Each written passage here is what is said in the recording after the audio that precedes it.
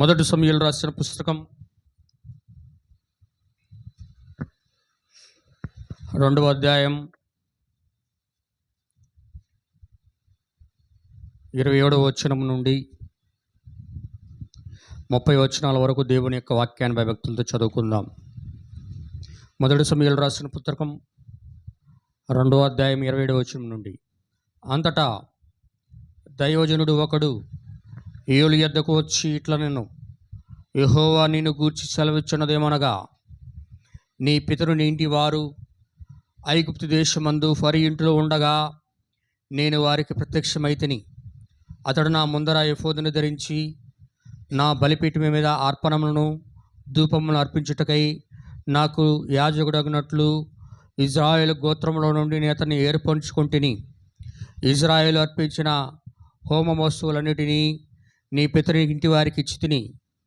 నా నివాస స్థలమునకు నేను నిర్ణయించిన బలి నైవేద్యములను మీరెలా తృణీకరించుచున్నారు? మేమును క్రొవ్వబెట్టుకొనుటకై నా జనులకు ఇజ్రాయేలు చేయు నైవేద్యములలో శ్రేష్టమైన భాగములు పట్టుకొనుచు నాకంటే నీ కుమారులను నీవు గొప్ప చేసి ఉన్నావు. నీ ఇంటి వారును నీ పితరి ఇంటి వారును నా సన్నిధిని యాజకత్వము జరిగించుతారని యెహోవా ఆజ్ఞ ఇచ్చి ఉన్నాను. ఇప్పుడు అది నా మనస్సునకు కేవలం ప్రతికూలమైనని ఇజ్రాయేలు దేవుడైన యెహోవా సెలవిచ్చిచున్నాడు. కావున యెహోవాకు ఏదనగా, నన్ను గణపరచు వారిని నేను గణపరచుదును, నన్ను తృణీకరించువారు తృణీకారం పొందెదరు. ఆమేన్. చదవబడిన వాక్యం ప్రభు దీవించునుగాక. దయచేసి అందరూ కూర్చోవచ్చు.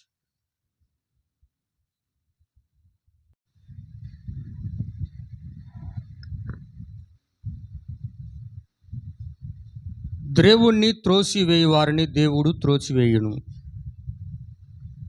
హల్లెలూయా.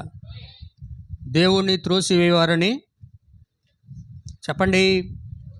దేవుని త్రోసివేయి వారిని దేవుడు త్రోసివేయి వారిని దేవుడు త్రోసివేయుట. దేవుడు మొదటగా ఎవరిని త్రోసివేయడు. ఎవరైతే దేవుణ్ణి త్రోసివేస్తారో త్రోసివేసిన వారిని దేవుడు త్రోసివేస్తాడు. దేవుణ్ణి నిరాకరించిన వారిని దేవుడు నిరాకరిస్తాడు.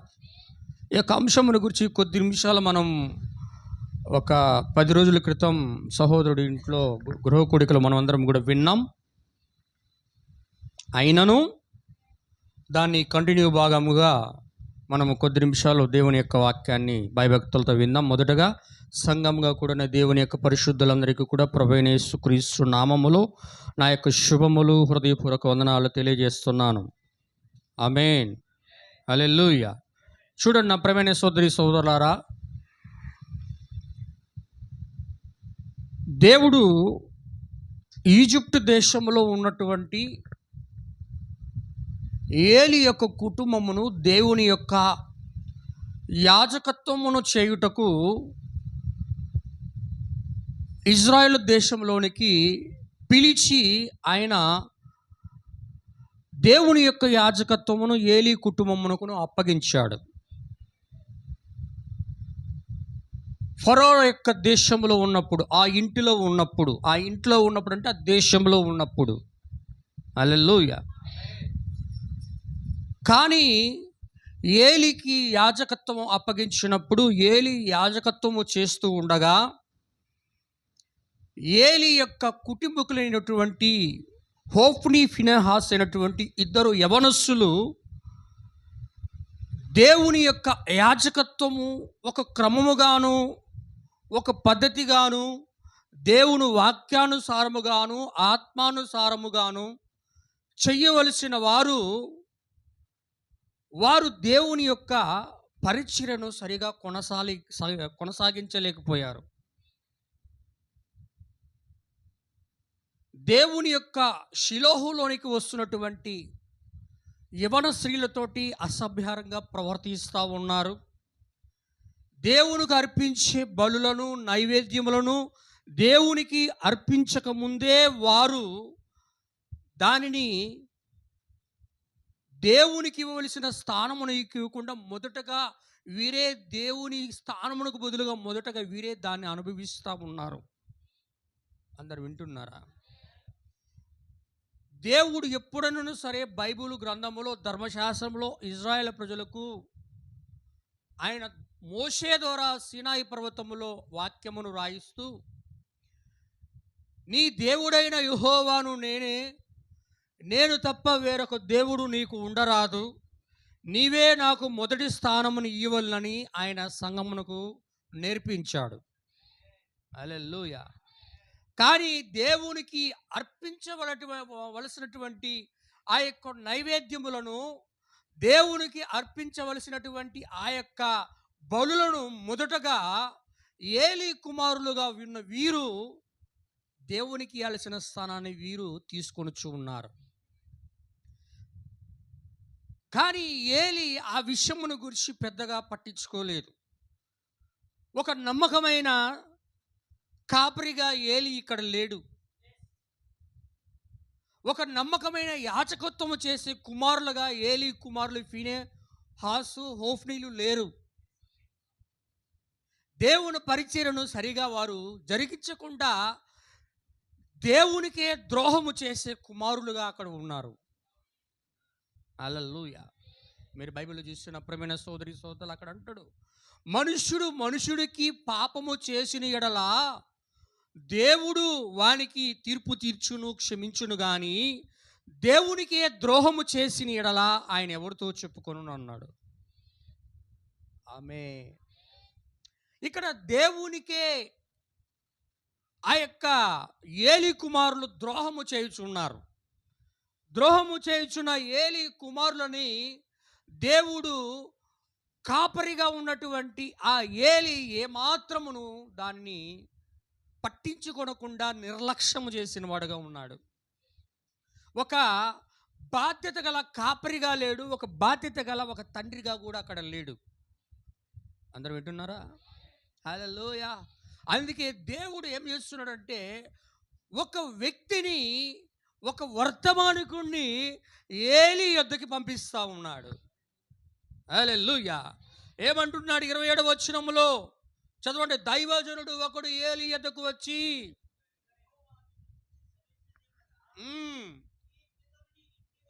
అవును అవును, నేను వారికి ప్రత్యక్షమయ్యాను. అవును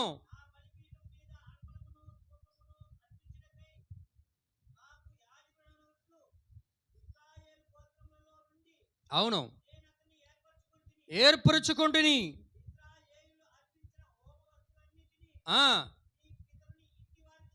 హల్లెలూయా. బలిని నైవేద్యములను మీరు ఎలా తృణీకరించుచున్నారు? అవును, శ్రేష్టమైన భాగములు పట్టుకొనుచు నాకంటే నీ కుమారులను నీవు గొప్ప చేయుచున్నావు. ఏం చేస్తున్నాడట? దేవుని కన్నా, చెప్పండి సార్, దేవుని కన్నా దేవుణ్ణి ఆయన మహిమపరచడంలా, దేవుణ్ణి గొప్ప చేయడం లేదు. తన కుమారులు ఎంత చేస్తున్నా వాటిని నా బుజ్జి కన్నా నా కొడుకు మంచోడు, ఎన్ని తప్పులు చేసిన పిల్లలు తల్లిదండ్రులకి మంచోళ్ళు. ఏలీ ఏం చేయాలి? ఫీనెహాసును పట్టుకొని వాక్యముతో చితగ్గొట్టు ఉండాల, పోండ్రా బయటికి అని సంఘంలో నుంచి బయటికి వెళ్ళగొట్టు ఉండాల. హల్లెలూయా. కానీ ఫీనెహాసు, హోఫ్నీ ఇద్దరు తప్పు చేస్తున్నా కూడా తండ్రి పెద్దగా పట్టించుకోలేదు. రోజు రోజుకి వారి యొక్క కార్యాలు విపరీతమైపోయాయి. దేవుని సంఘమును పాడు చేయుట, నైవేద్యములు బలి అర్పణలు ముందుగా తీసుకొనుట, వస్తున్నటువంటి స్త్రీలతో వ్యభిచారము చేయుట, ఈ కార్యములన్నీ సంఘములో జరుగుతుంటాడు. దేవుడు చూసి ఇజ్రాయేలు యొక్క చెవులన్నీ కూడా గింగురుమన్నట్లుగా, ఇజ్రాయెల్ యొక్క చెవులన్నీ కూడా ఇజ్రాయెల్ దేశమంతా వినబడినట్లుగా దేవుడు ఇజ్రాయేల్ యొక్క సంఘములో నుండి విడిచిపెట్టి వెళ్ళిపోయాడు. దేవుడు విడిచిపెట్టి వెళ్ళిపోయాడంటే అక్కడి నుంచి మందసము ఏమైపోయింది? మందసములు ఏముందయ్యా? మందసములు ఏముంది? పెట్టా, ఒట్టి పెట్టా. హల్లెలూయా. మందసం పెట్టలేముంది? దేవుడున్నాడు, ఆజ్ఞలు గల పలకలు ఉన్నాయి, కరుణాపీఠం ఉన్నది, అహరోను చిగురించిన కర్ర ఉన్నది. ఆమేన్. మన్నా బంగారం గల దాచబడిన మన్నా పాత్ర ఉన్నది. అక్కడే కెరూబులు ఉన్నాయి, కెరూబుల పైన చిందించబడిన రక్తం ఉన్నది.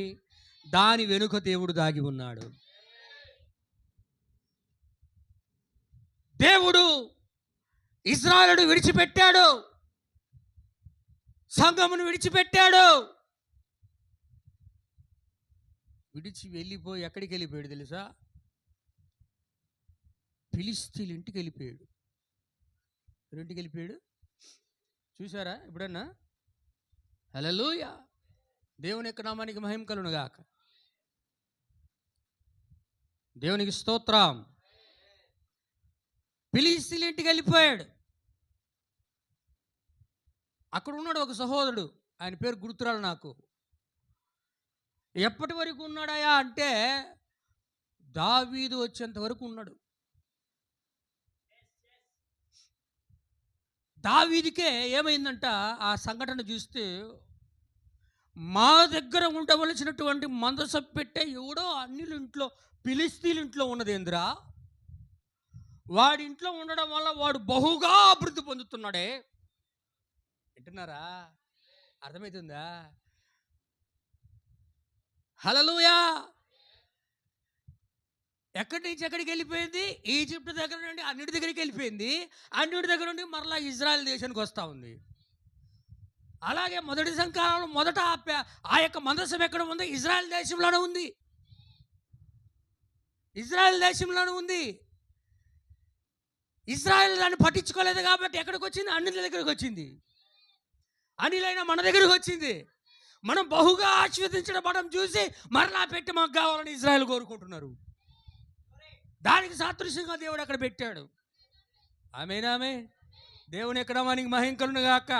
దావీదుకు చూడగానే ఒక రకమైన ద్వేషం కలిగిందంట.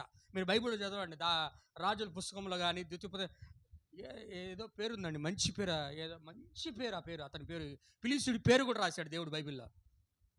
హల్లెలూయా. దేవుని యొక్క నామానికి మహిమ కలుగును గాక. ఇక్కడ ఏం చేస్తున్నాడు?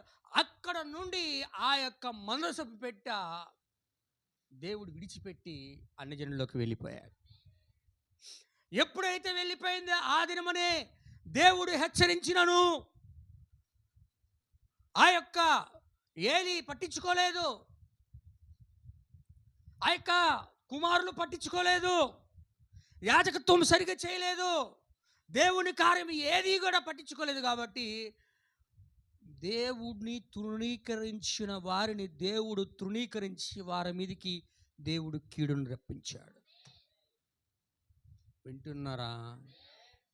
తృణీకరించి వారికి మీదకి దేవుని యొక్క కీడు వస్తుంది, దేవుని యొక్క తీర్పు వస్తుంది, దేవుని యొక్క ఉగ్రత వస్తుంది. హల్లెలూయా. చెప్పేది చాలా ప్రాముఖ్యమైన ఈ కాలానికి సంబంధించిన విషయాలన్నీ కూడా చెప్పడానికి ప్రయత్నిస్తూ ఉన్నాను.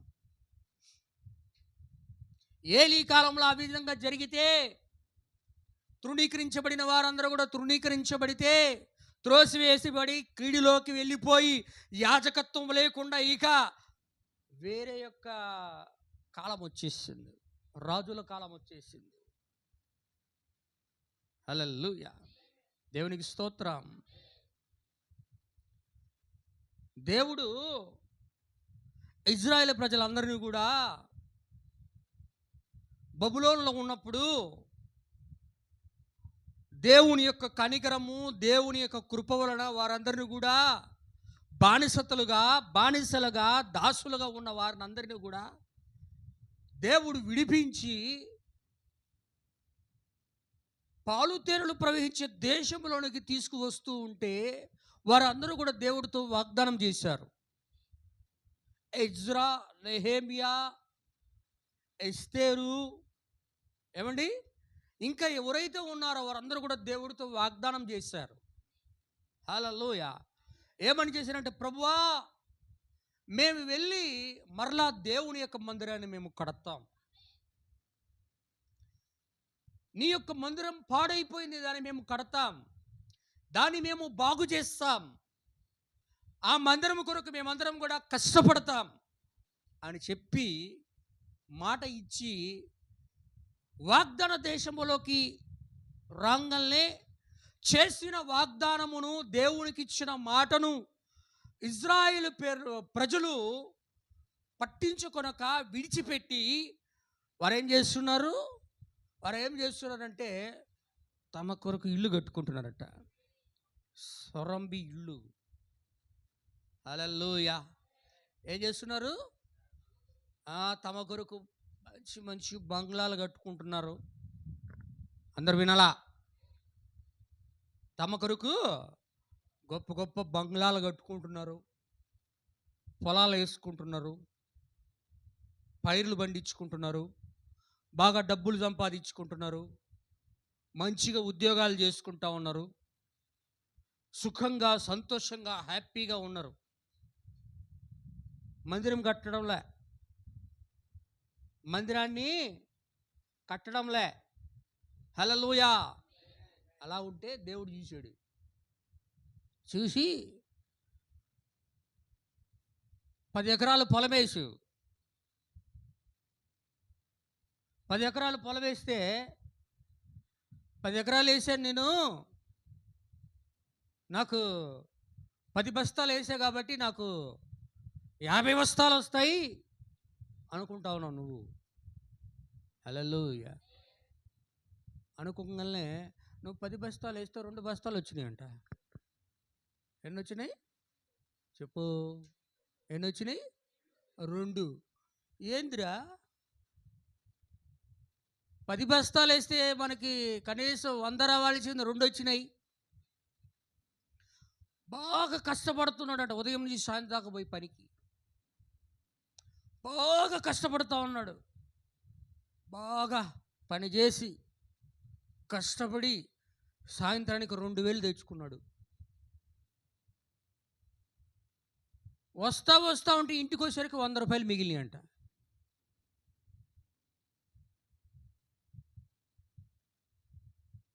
ఉదయం నుంచి సాయంత్రం దాకా కష్టపడుతూ ఉన్నావు, బాగా మంచి ఫుడ్ తెచ్చుకున్నాడంట. తెచ్చుకొని బాగా కడుపుండా తిన్నా కూడా మరలా ఆకలి అవుతుందంట. బాగా కడుపు నిండా నీళ్ళు తాగాడు, తాగినా కూడా మళ్ళా ఏమవుతుంది? మళ్ళీ నీళ్ళు దాహం. హల్లెలూయా. ఆమేన్, ఆమేన్, ఆమేన్. అందుకు అర్థమవుతుందా? కారణం ఏమిటి? దేవుడికి ఇవ్వవలసిన స్థానమును ఇజ్రాయేల్ ప్రజలు ఇవ్వకుండా దేవుని త్రోసి పక్కన ఉంచి వారి యొక్క పనులకే ప్రథమ స్థానమును ఇస్తూ ఉన్నారు. చూడండి, హగ్గయి గ్రంథం ఒకసారి చదివితే బాగుంటుంది అనుకుంటా. హగ్గయి గ్రంథం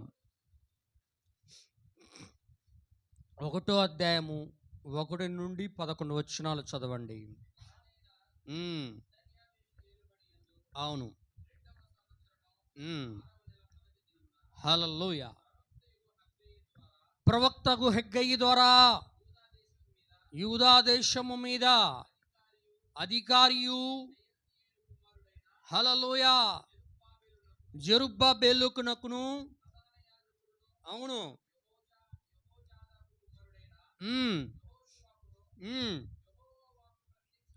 అవును, ఇలాగు సెలవిచ్చెను, సైన్యములకు అధిపతిగా యెహోవా సెలవిచ్చినది, ఆజ్ఞ ఇచ్చినదేమనగా. ఏమంటున్నారట వాళ్ళు? ఆడి నుంచి వచ్చేటప్పుడేమో సమయం ఇదే ప్రభువా, సమయం ఇదే. పోయిందే మేమేం చేస్తాం, విరగదీసేస్తాం, అన్నీ కొట్టేస్తాం, కొండలకు వెళ్తాం, మానులు కొడతాం, కొండలకు వెళ్తాం, రాళ్ళు తెస్తాం, కొండలకు వెళ్తాం, మట్టి తెస్తాం, కొండలకు వెళ్తాం, ఏమేమి గొప్ప మెటీరియల్స్ ఉన్నాయో సొలొమోను కన్నా గొప్ప కడతాం మేము అని చెప్పిపోయినారు మాట. హల్లెలూయా. కానీ ఇక్కడికి వచ్చి ఏం చేస్తారట, సమయం ఇంకా రాలేదు. దేవుడు వాళ్ళకి సమయం ఇస్తే దేవుడికే సమయాన్ని ఇస్తున్నారు వీళ్ళు. ఆమేన్. సమయం ఇంకా రాలేదు, యెహోవా మందిరమును కట్టించడానికి ఇంకా సమయం రాలేదు అని ఈ జనులు చెప్పుచున్నారే. యెహోవా వాక్కు ప్రత్యక్షమై ప్రవక్త హగ్గయి ద్వారా సెలవిచ్చున్నదేమనగా, ఈ మందిరము పాడై ఉండగా, ఈ మందిరమేమో పాడైపోయింది, బబులోను రాజు వచ్చి కూల్చేశాడు. ఈ మందిరమేమో పాడైపోయింది, శిథిలమైపోయింది, ఎందుకు పనికిరానిదిగా ఉన్నది. మందిరం ఈ విధంగా ఉంటే నువ్వు మాత్రం ఏం చేస్తున్నా, మీరు సరంబి వేసిన ఇండ్లలో, సరంబి వేసిన, వింటున్నారు అందరూ, సరంబి వేసిన ఇండ్లలో నివసించుటకు ఇది సమయమా? మీరు సుఖంగా నివసించడానికి ఇది సమయమా? మీ మందిరాలు పాడై ఉంటే మీరు సుఖంగా నివసించడానికి ఇది సమయమా? ఆడ ఇజ్రాయేల్ మందిరం పాడై ఉంటే వాళ్ళు సుఖంగా నివసించడానికి అది సమయమా? అయితే ఇక్కడ మీ మందిరాలు పాడై ఉంటే మీరు సుఖంగా జీవించడానికి ఇది సమయమా? హగ్గయి ప్రవక్త ద్వారా దేవుడు మాట్లాడుతున్నాడు ఇజ్రాయేల్ ప్రజలతోటి.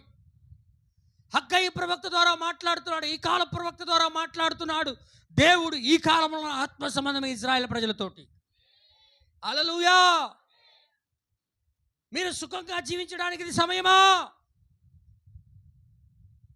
మొదటగా మీరు మందిరం కట్టండి, ఆత్మ సంబంధమైన మందిరమును కట్టండి.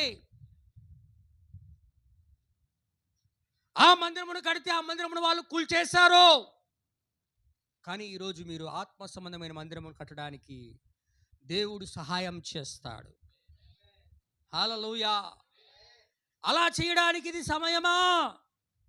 చదువు బ్రదర్. కాబట్టి సైన్యములకు అధిపతియగు యెహోవా సెలవిచ్చున్నదేమనగా, మీ ప్రవర్తనను గూర్చి ఆలోచించుకొనుడి. ఏం ఆలోచించుకోవాలా? మీ ప్రవర్తనను గూర్చి. మీరు ఏమని చెప్పొచ్చారు, ఇప్పుడు ఏం చేస్తున్నారు? మీ ప్రవర్తన గురించి మీరేమని వర్తమానంలోకి వచ్చేటప్పుడు ఏమని బాప్తీసము తీసుకొని ఒప్పుకొని వచ్చారో మీరు చేస్తుంది ఏంది? ఒప్పుకున్న తర్వాత పట్టింపును కలిగి ఉండాలా? చెప్పండి, నేను చెప్పేది మెసేజే. హల్లెలూయా. ఏమని చెప్పావు?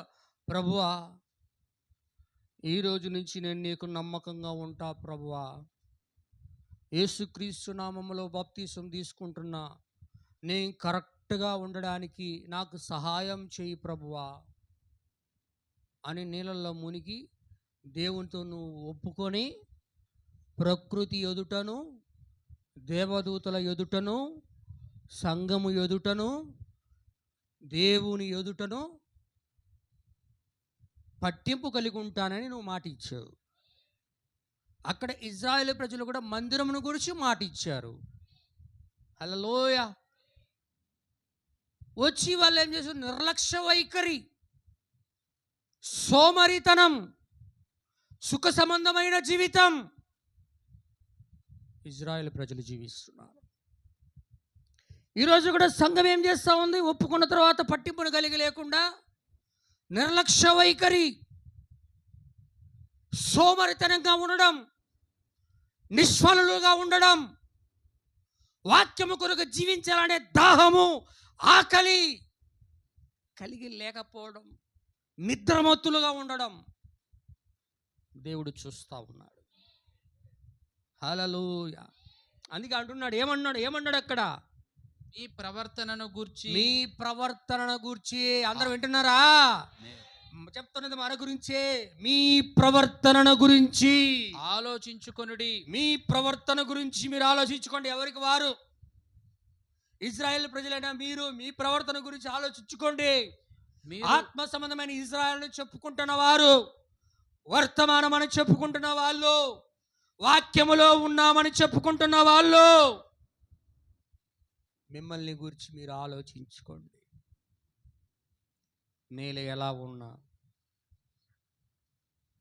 నేను ఎలా ఉన్నాను, నేను ఎలా ఉన్నాను,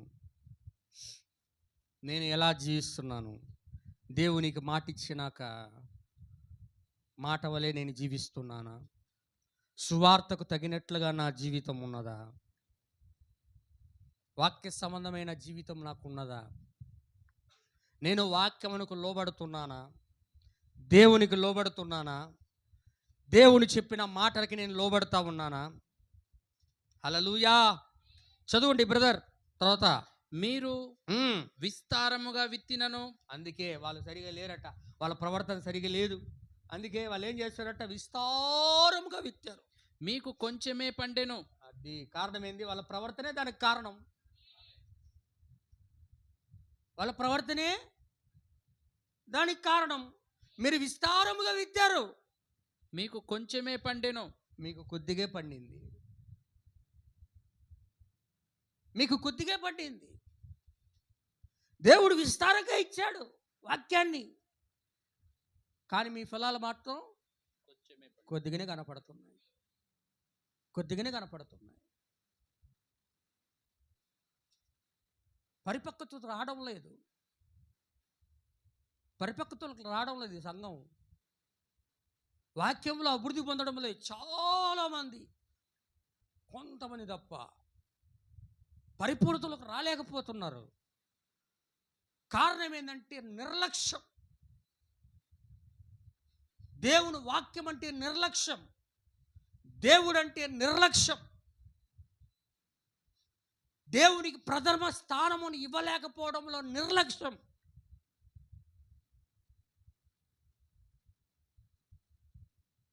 అలా చేసేవాళ్ళు సిగ్గుపడాలి. అలా చేసే వాళ్ళు మార్చుకోవడానికి ప్రయత్నించాలి తమ యొక్క జీవితాల్లో.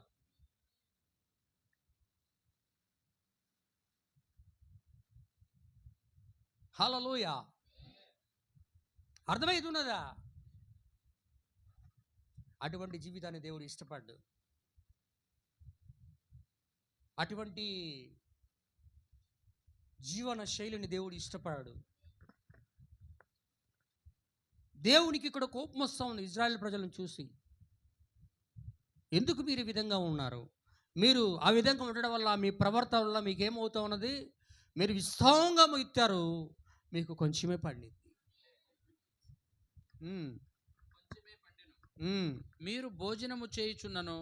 మీరు భోజనము చేయుచున్నను. మీరు మీకు ఉన్నదాంతో మీరు భోజనం చేస్తున్నారు, కానీ ఆకలి తీరకై ఉన్నది. మీరు ఎంత తిన్నా మీ ఆకలి తీరడం లేదు. ఎందుకు? ప్రవర్తన. ఏమండి? అది వాళ్ళ ప్రవర్తన అయితే, సంఘములో ఉన్నటువంటి విశ్వాసుల యొక్క ప్రవర్తన ఇది. వీళ్ళు తింటున్నది దేవుని వాక్యమును మాత్రమే కాదు, లోకమును తింటున్నారు, దేవుని వాక్యమును తింటున్నారు. లోకమును తింటున్నారు, దేవుని వాక్యమును తింటున్నారు. రెండు కలిసి ఒకే స్థలములో ఎదగలేవు. ఉంటే వెలుగైనా ఉండాలి, లేదంటే చీకటైనా ఉండాలి. దేవుని ఆత్మైనా ఉండాలి, క్రీస్తు విరోధి ఆత్మైనా ఉండాలి. హల్లెలూయా. దేవుని యొక్క నామానికి మహిమ కలుగునుగాక. సూర్యుడు ఉన్నంతకాలం చీకటి ఉంటుందా? చెప్పండి. సూర్యుడు ఉంటే చీకటి పారిపోద్ది. ఇప్పుడు విశ్వాసులు ఏం చేసినట్టే, నాకు దేవుడు కావాలి, సాతానుడు కావాలి, దేవుడు కావాలి, లోకము నాకు కావాలి, దేవుడు కావాలి, లోక సంబంధమైన కార్యాలు కూడా నాకు కావాలి అనే విధంగా ఈరోజు విశ్వాసులు సంఘాల్లో జీవిస్తూ ఉన్నారు. అది ఎన్నడూ కూడా నిన్ను పరిపూర్ణతలోకి నడిపించలేదు. నువ్వు పరిపూర్ణుడు కాలేవు, నువ్వు ఫలించలేవు. హల్లెలూయా. అందుకే అక్కడ మీరు విస్తారముగా విత్తినను కొద్దిగా పండెను, మీరు ఇంత తిన్నను మీ ఆకలి తీరకున్నది. మీరు భోజనము చేయుచున్నను ఆకలి తీరకున్నది. అవును. పానము చేయుచున్నను మీరు దాహము నీరు తీరకున్నది. తాగుతున్నను దాహము మీ తీరకున్నది. దాహము తీరకున్నది. హల్లెలూయా. బట్టలు కప్పుకొనుచున్నను మీరు బట్టలు కప్పుకుంటున్నారు, చలి ఆగకున్నది. మీ చలి ఆగకున్నది. పనివారు కష్టము చేసి ఉమ్, జీతము సంపాదించుకొనినను అవును. జీతము చినిగిపోయిన సంచిలో వేసినట్టుగా ఎంత ఉన్నది. డబ్బు ఉదయం నుండి సాయం దాకా మీరు సంపాదించుకున్న సాయంత్రానికి ఏమవుతోంది? చినిగిపోయిన సంచిలో వేసినట్టుగా ఉన్నది. చినిగిపోయిన సంచిలో వేసినట్టుగా ఉంది. హల్లెలూయా. ఆమేన్. అందరూ ఆమేనేనా? అందరికి అర్థమవుతుందా? ఆయన 1,00,000 రూపాయలు సంపాదించిన, 2 లక్షలు సంపాదించిన, 3 లక్షలు సంపాదించిన, నా దగ్గర ఏం లేదు, నా దగ్గర ఏం లేదు, నాకాడ రూపాయి లేదు, రూపాయి లేదు నా దగ్గర అంటుంటారు చాలామంది. చూడండి, కుటుంబాలు మళ్ళీ క్రైస్తవులే. హల్లెలూయా. కారణమేమి? కారణమేమి? నువ్వు దేవునికి స్థానం ఇవ్వకపోవడమే, దేవుని కొరకు నువ్వు జీవించకపోవడమే, దేవుడికి ఇవ్వవలసిన సమయమును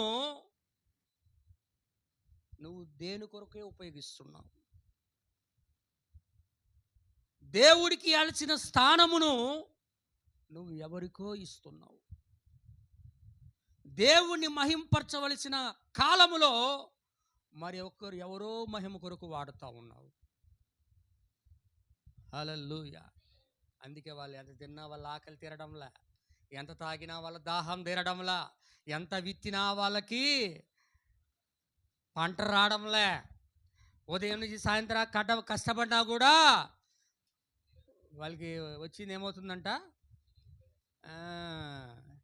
చినిగిపోయిన నీ హ్యాండ్ బ్యాగ్లో, చినిగిపోయిన హ్యాండ్ బ్యాగులో వేసుకున్నట్టుగా ఉంది. ఆమేన్. హల్లెలూయా.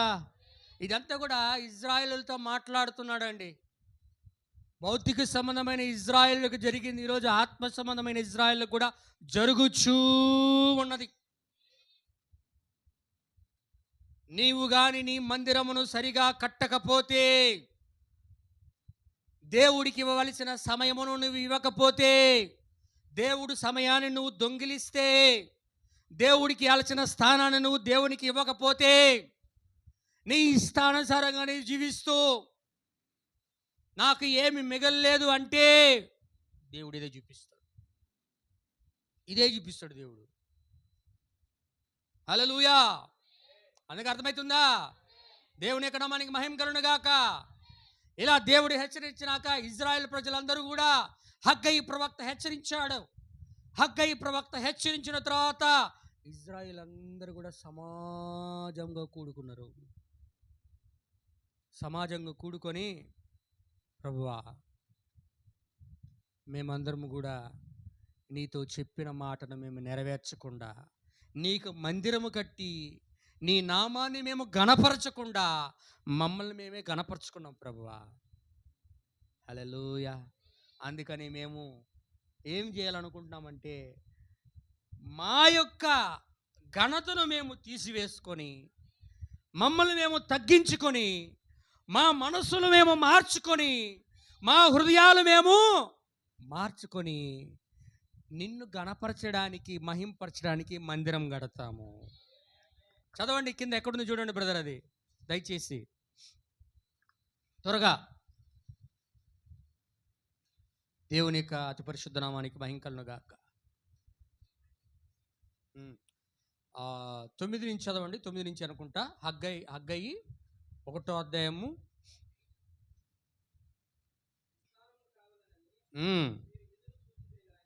ఇంకా కింద చదవండి బ్రదర్.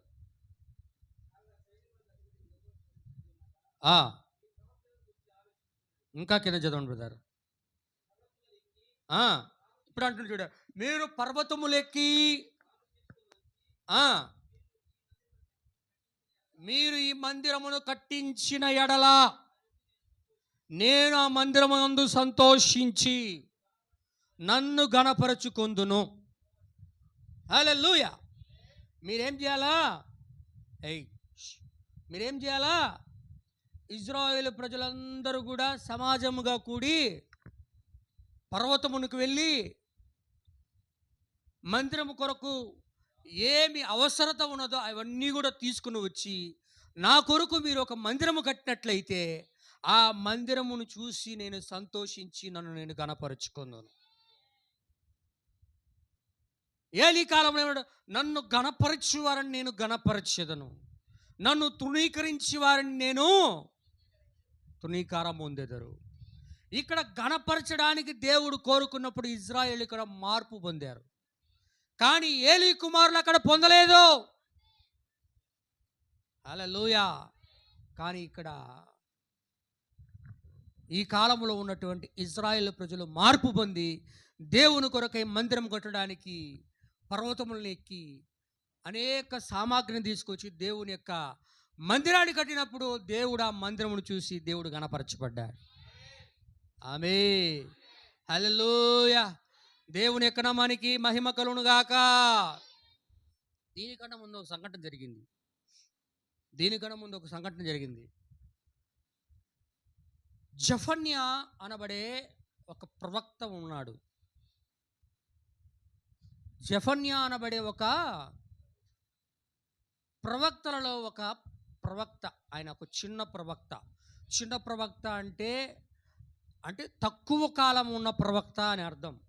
పెద్ద ప్రవక్త అంటే ఎక్కువ కాలం ఉన్న ప్రవక్త అని అర్థం. హల్లెలూయా. చిన్న ప్రవక్త అంటే తక్కువ అధ్యాయాలు రాసిన వాడు. పెద్ద ప్రవక్త అంటే ఎక్కువ దేవునికి సంబంధించిన విషయాలు రాసినవాడు, దేవుడితో ఎక్కువ కాలం సహవాసం కలిగి ఉన్నవాడు, తక్కువ కాలం సహవాసం కలిగినవాడు, చిన్నవాడు పెద్దవాడు అంటారు, అంతే. హల్లెలూయా. దేవుని యొక్క నామానికి మహిమ కలుగును గాక. అందరికి అర్థమవుతున్నదా? హల్లెలూయా. గట్టిగా అందరూ ఆమేన్ చెప్పండి. అందరి చేతులు ఎత్తండి. హల్లెలూయా. అందరూ వినాలి జాగ్రత్తగా, చాలా ఇంపార్టెంట్ విషయం. దేవుని యొక్క వాక్యమును, దేవునికి ఇవ్వాల్సిన స్థానమును తృణీకరిస్తే దేవుడు ఏం చేస్తాడంటే కీడును తీసుకొస్తాడు. కీడు అంటే శిక్ష. హల్లెలూయా. జఫన్యా కాలంలో యోషియా అనబడే ఒక రాజు ఉన్నాడు. యోషియా ఎన్ని సంవత్సరములకు రాజు అయ్యాడంటే 8 సంవత్సరములకు రాజు. ఎన్ని సంవత్సరాలు చెప్పండి? 8 ఇయర్స్. 8 ఇయర్స్ అంటే ఎన్నో తరగతో? ఒక 5వ తరగతో 6వ తరగతో ఉంటుంది, అంతే కదా? అమ్ముడా మేబీ ఉండొచ్చు, 3, 4 అయి ఉండొచ్చు. 8 సంవత్సరములకు యోషియా రాజు అయినప్పుడు ఇజ్రాయేల్ యొక్క సంఘం యొక్క పరిస్థితి ఏ విధంగా ఉన్నదయ్యా అంటే, ఇజ్రాయేల్ ప్రజల యొక్క మందిరము కూలిపోయింది. వారి యొక్క ధర్మశాస్త్రాన్ని విసిరి మందిరంలో పడేస్తున్నారు. ఇజ్రాయేల్ దేశంలోనే ఇజ్రాయేల్ ప్రజలు ఉన్నారు, కానీ వాక్యము నుండి కంప్లీట్గా బయటకు వచ్చేసి విగ్రహ ఆరాధనలో మునిగి ఉన్నారు. ఆమేన్. అర్థమవుతుందా? 8 సంవత్సరాల వయసులో ఆ రాజు ఎవరిని ఉదాహరణగా తీసుకున్నాడు తెలుసా? ఆయన సొలొమోను తీసుకోలేదు, గొప్ప వ్యక్తులను తీసుకోలేదు, కానీ తన పితరుడైన దావీదును ఒక మూల పురుషుడిగా తీసుకున్నాడు. హల్లెలూయా. దావీదు సొలొమోను కూడా తీసుకోలేదు. మళ్ళీ ఇక్కడ ఇజ్రాయేల్ సంఘం యొక్క పరిస్థితి ఏ విధంగా ఉందంటే, వాళ్ళు ఇజ్రాయేల్ దేశంలోనే ఉన్నారు. యోర్దాను, సిరియా, లెబనాను, ఈజిప్టు చుట్టూ పొలిమేరలు ఆ దేశంలోనే ఉన్నారు. కానీ వారు మేము దేవునితో ఉన్నామని చెప్పుకుంటూ వారందరూ కూడా విగ్రహ ఆరాధనతో కలిసిపోయారు ఇజ్రాయేల్ ప్రజలు. కానీ దేవుడికి ఖచ్చితమైన ఖండితమైన దేవుడు ఆజ్ఞ మోషే వాళ్ళకు రాయించాడు. వారి ధర్మశాస్త్రంలో ప్రధానమైన ఆజ్ఞ విగ్రహారాధన చేయకూడదని, దేవునికి తప్ప వేరెవరికి ప్రథమ స్థానమును ఇవ్వకూడదని.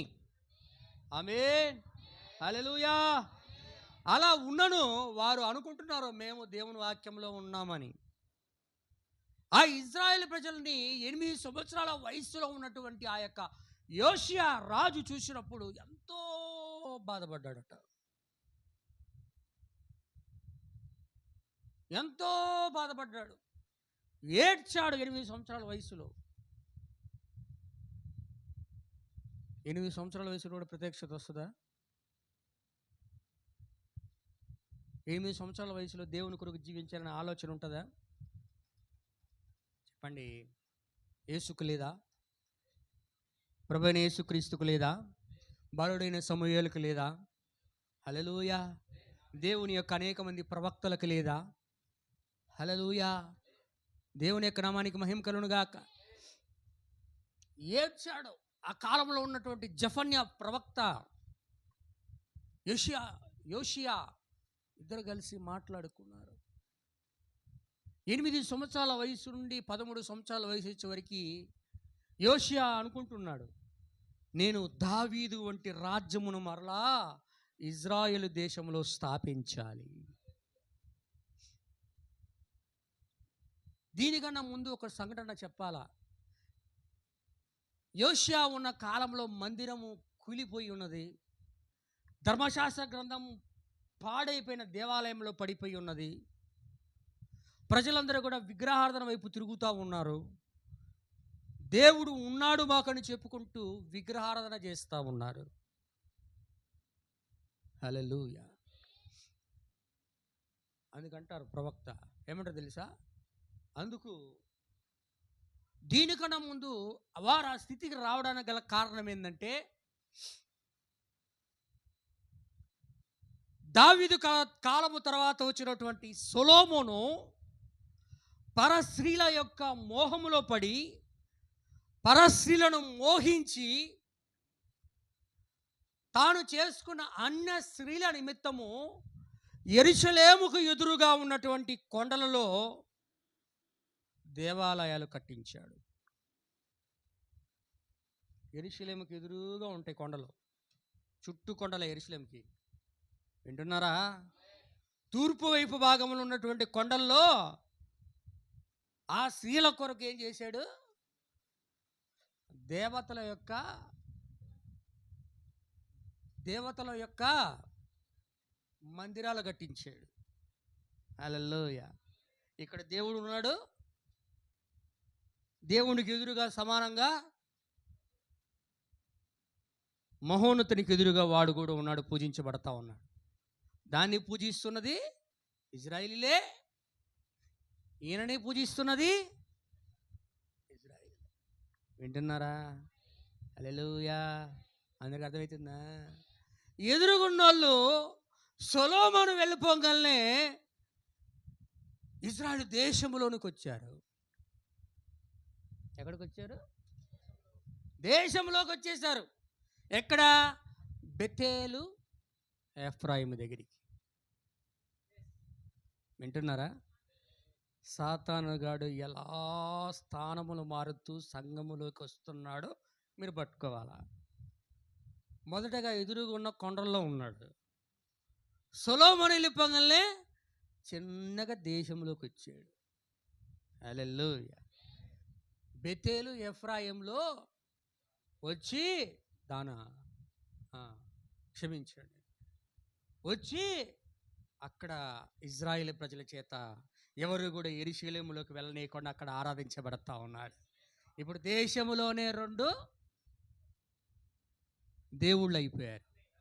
ఆమేన్, ఆమేన్, ఆమేన్. అక్కడ ఆరాధన జరుగుతూ ఉన్నది, ఇజ్రాయెల్ దేశంలో జరుగుతున్నది, యెరూషలేములో కూడా జరుగుతా. Praise the Lord. ఇప్పుడు ఇలా ఉన్నది. యోషియా కాలం వచ్చేసరికి, జెఫన్యా కాలం వచ్చేసరికి ఇజ్రాయెల్ దేశంలో ఉండేది యెరూషలేము దేవాలయం లోపలికి వచ్చేసింది. అందరూ వింటున్నారా? ఎలా స్థానమును మహోన్నతునితో నేను సమానముగా చేసుకుందును, నన్ను నేను మహిమపరుచుకుందును, నన్ను నేను గణపరుచుకుందును అని సాతానుడు పరలోకంలో ఏ విధంగా ఆలోచన కలిగి ఉన్నాడో, ఆ ఆలోచనను మొదటగా పాత నిబంధన గ్రంథములో వాడు నెరవేర్పు చేస్తూ ఇజ్రాయెల్ సంఘంలో నెరవేర్పు చేస్తున్నాడు. ఇప్పుడు దేవుడు యెరూషలేము దేవాలయంలో ఉన్నాడు. అదే యెరూషలేము దేవాలయంలో ఒక మూలన వీడు కూడా మొల్లేకు ఏదో సంథింగ్ దేవతలు. హల్లెలూయా. అందుకు అర్థమవుతుందా? అంటే దేవుడికి ఇవ్వవలసిన స్థానమును ఇజ్రాయేల్ ప్రజలు తీసివేసి దేవతకిచ్చారు. దేవుడు హెచ్చరించాడు జెఫన్యా ప్రవక్త ద్వారా. ఏమని హెచ్చరిస్తున్నాడు చూడండి. జెఫన్యా గ్రంథం త్వరగా ఫాస్ట్గా ముగిస్తాను, కొద్ది నిమిషాలు. 3వ అధ్యాయం 1 నుంచి 7 వచనాలు చదవండి అయ్యా. ముష్కరమైనదియు, చూడండి ఏమంటాడు, ముష్కరమైనదియు, భ్రష్టమైనదియు. ఏంది మంచి మాటలు, మంచి దేవుడు ఎట్లా మాట్లాడుతాడు.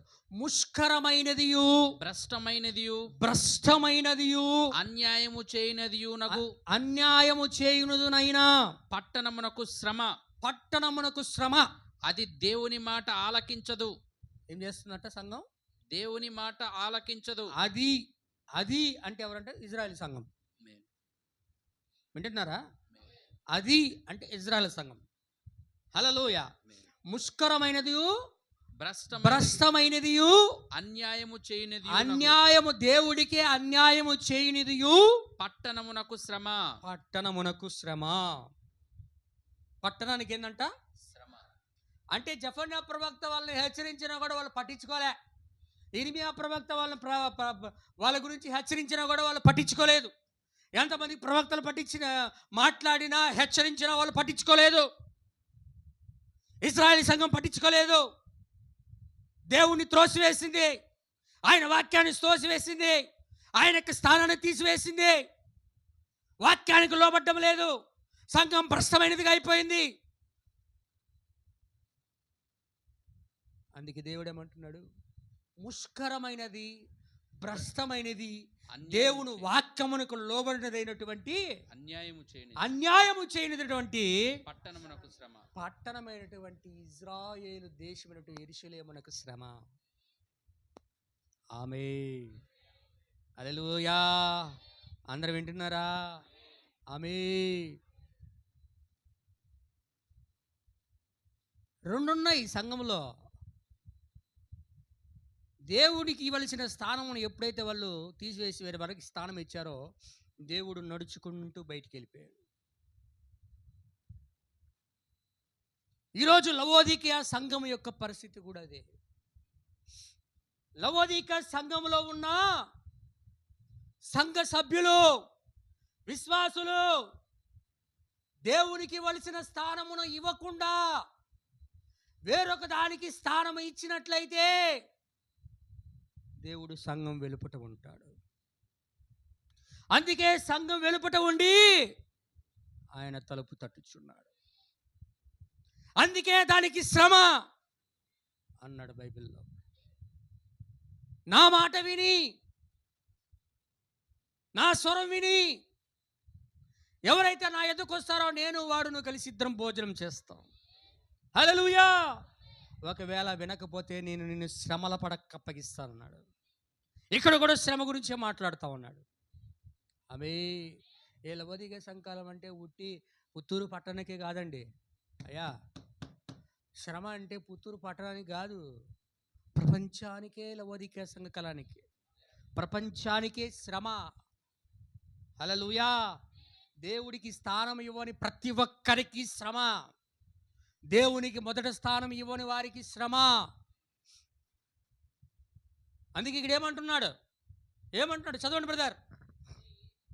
అది అంటే సంఘము దేవుని మాట ఆలకించదు, అవును, శిక్షకు లోబడదు. దేవుని యొక్క మాట ఆలకించదు, దేవుని శిక్షకు లోబడదు. యెహోవాయందు విశ్వాసం ఉంచదు, యెహోవాయందు విశ్వాసం ఉంచదు. దాని దేవుని యొద్దకు రాదు, దేవుడి దగ్గరికి కూడా రాదు. దాని మధ్య దాని అధిపతులు గర్జన చేయు సింహములు. దాని అధిపతులైతే సంఘం మధ్యలో గర్జన చేసే సింహాలు. దాని న్యాయాధిపతులు రాత్రి యందు తిరుగులాడుచు తెల్లవారు వరకు ఎరలో ఏమీ మిగలకుండా భక్షించు తోడేళ్ళు. హల్లెలూయా. దాని ప్రవక్తలు గప్పాలు కొట్టువారు. మోసం చేశారు ఇప్పుడు దాకా ప్రవక్తలు సంఘాన్ని. విశ్వాసఘాతకులు. దాని యాజకులు ధర్మశాస్త్రమును నిరాకరించి వారి ధర్మశాస్త్ర గ్రంథాన్ని ఆ పాడైపోయినటువంటి దేవాలయంలో విసిరివేసి వారి ఇష్టానుసారంగా వారు జీవిస్తూ ఉన్నారు. యాజకత్వం చేయడం లేదు, ఇశ్రాయేల్ ప్రజలను హెచ్చరించడం లేదు, ఇశ్రాయేల్ ప్రజలను పట్టించుకోవడం లేదు, ఇశ్రాయేల్ ప్రజల్ని ఎంత మార్చాలనుకున్నా వారు మారడం లేదు. వాళ్ళు కూడా ప్రజల నడిచే త్రావులకు వాళ్ళు కూడా వెళ్ళిపోయారు. ప్రజలు ఎలా నడుచుకుంటున్నారు? యాజకులు కూడా విశ్వాసులు ఎట చెప్తే పాస్టర్ కూడా అట్టే. ఒకవేళ గట్టిగా పాస్టర్ గారు మాట్లాడితే విశ్వాసులు కొత్త పాస్టర్ని చూసుకుంటారు, లేదంటే కొత్త సంఘాన్ని చూసుకుంటారు. అందుకని ఎందుకురా మనకు వచ్చిన బాధ? సంఘములో దశభాగాలు ఆగిపోతాయి, సంఘములో కానుకలు ఆగిపోతాయి, సంఘములో ఈ తలనొప్పంతా వస్తుంది. ఎందుకు మనం కూడా విశ్వాసులకి లోబడిపోయి ఏకమైపోయి వాళ్ళు తానా అంటే మనం కూడా తందానా అన్నామన్నట్టుగా అయిపోయారు ఎవరు పాస్టర్లు కూడా. ధర్మశాస్త్రం ఎక్కడ దొరికింది? యెషయా కాలంలో. వింటున్నారా? యెషయా కాలంలో మందిరాన్ని పాడైపోయిన మందిరాన్ని బాగు చేస్తున్నాడట. 8 సంవత్సరాల రాజు, ఏంది మన మందిరం ఎట్టయిపోయింది, మన ప్రజలు ఇలా ఉన్నారు.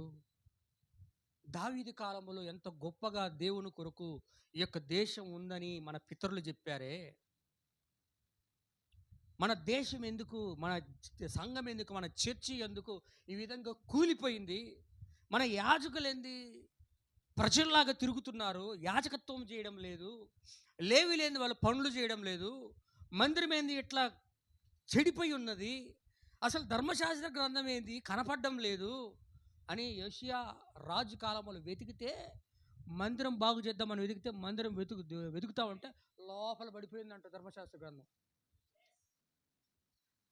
చూసాం ఒకసారి. ఒక స్త్రీ ఆ కాలంలో ప్రవక్తిని అగు, ఒక స్త్రీ కాలంలో హుల్దా, ప్రైజ్ లార్డ్, హల్లెలూయా. వింటున్నారా?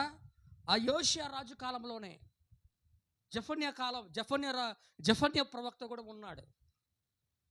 దేవుని యొక్క నామానికి మహిమ కలుగును గాక. ఇలా అయిపోయారు అని బాధపడుతున్నాడు రాజు. చదవండి బ్రదర్, చదవండి, కింద చదవండి. అయితే విశ్వాసఘాతకులు, అవును, దాని యాజకులు ధర్మశాస్త్రమును నిరాకరించి ప్రతిష్ఠిత వస్తువులను అపవిత్రపరుస్తారు. అయితే న్యాయము తీర్చు యెహోవా, దేవుడైన యెహోవా దాని మధ్యలో ఉన్నాడు. ఆయన అక్రమము చేయువాడు కాడు, ఆయన మనుషుల వలె అక్రమము చేయువాడు కాడు. అనుదినము తప్పకుండా ఆయన న్యాయ విధులను అనుదినము బయలుపరచును. ఆయనకు రహస్యమైనది ప్రపంచములో ఏది కూడా లేదు. అయినను నీతిహీనులు సిగ్గెరుగరు. 7 దాకా చదవండి బ్రదర్, చాలు. నేను అన్యజనులను నిర్మూలము చేయగా అవును, వారి కోటలను పాడగును. అవును, ఒకడైనా సంచరించకుండా ఒక్కడైనా సంచరించకుండా వారు వీధులను పాడు చేసి ఉన్నాను. వీరు వీధులను పాడు చేసి ఉన్నారు. జనము లేకుండాను జనము లేకుండాను వాటి ఎందెవరును కాపురముండకుండాను వాటి యందు ఎవరు కాపురం ఉండకుండాను వారి పట్టణములను లయపరిచిన వాటి పట్టణములను లయపరిచిన వాడను నేనే. దాని విషయమై ఆ నా నిర్ణయమంతటి చొప్పున మీ నివాస స్థలము సర్వనాశనము కాకుండానట్లు మీ నివాస స్థలము అంటే ఆ ఇజ్రాయేలు దేశము నివాస స్థలము సర్వనాశనము కాకుండానట్లు నా యందు భయభక్తులు కలిగి శిక్షకు లోబడుదురని నేను అనుకున్నాను. కానీ వారు దుష్క్రియలు చేయుట యందు అవును అత్యాశ గలవారైరి. అవును, హల్లెలూయా, ఆమేన్. దేవుని యొక్క నామానికి ఎన్నో వచ్చిన దాకా చదివారు బ్రదర్. దేవుని యొక్క నామానికి మహిమ కలుగును గాక. అందుకు అర్థమవుతుందా? దుష్టక్రియలు యందు ఉన్నంత ఆసక్తి దేవుని మీద లేదు. దుష్టక్రియల మీద ఉన్నటువంటి ఆసక్తి దేవుని మీద ఈరోజు ప్రజలకు లేదండి. ఎలా సంతోషంగా ఉన్నాం. 8 సంవత్సరాల వయసు ఉన్నటువంటి యోషియా 8 సంవత్సరాల్లో ఎలా మందిరాన్ని కట్టాలి, ఎలా దావీదు రాజ్యాన్ని స్థాపించాలి, ఎలా ఇజ్రాయెల్ ప్రజలందరూ దేవుని యొద్దకు రాబట్టాలి అని వేదన పడి ప్రార్థిస్తూ ఉన్నాడు. జెఫన్యా ప్రవక్త ప్రార్థిస్తూ ఉన్నాడు. కానీ ఈరోజు చాలామంది విశ్వాసులు ఎలా ఉన్నారు? 8 సంవత్సరాల వయసు కలిగిన వ్యక్తి ఆ విధంగా ఉన్నప్పుడు వాక్యం యొక్క ప్రత్యక్షత నేను పొందుకున్నానని చెప్పుకుంటూ విశ్వాసులు ఏ విధంగా ఉన్నారు? ఏ విధంగా ఉన్నారు? దేవుని యందు ఆసక్తి లేదు. దేవుని వాక్యం మీద ఆసక్తి లేదు. దేవునికి ఇవ్వాల్సిన స్థానమందు ఆసక్తి లేదు. క్రీస్తు కొరకు జీవించాలనే ఆకలి దప్పికలు లేవు. ఆదివారం రోజే గుర్తొస్తాయి అందరికీ.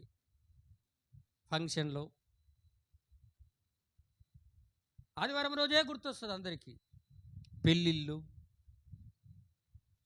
ఆదివారం రోజే గుర్తొస్తాయి అన్నీ. డబ్బు సంపాదించుకుందామని ఆలోచన, లేదా పలాని కార్యం చేద్దామని ఆలోచన. దేవునికి ఇవ్వాల్సిన ఒక్కరోజు కూడా వారు ఇవ్వడానికి ఇష్టపడరు.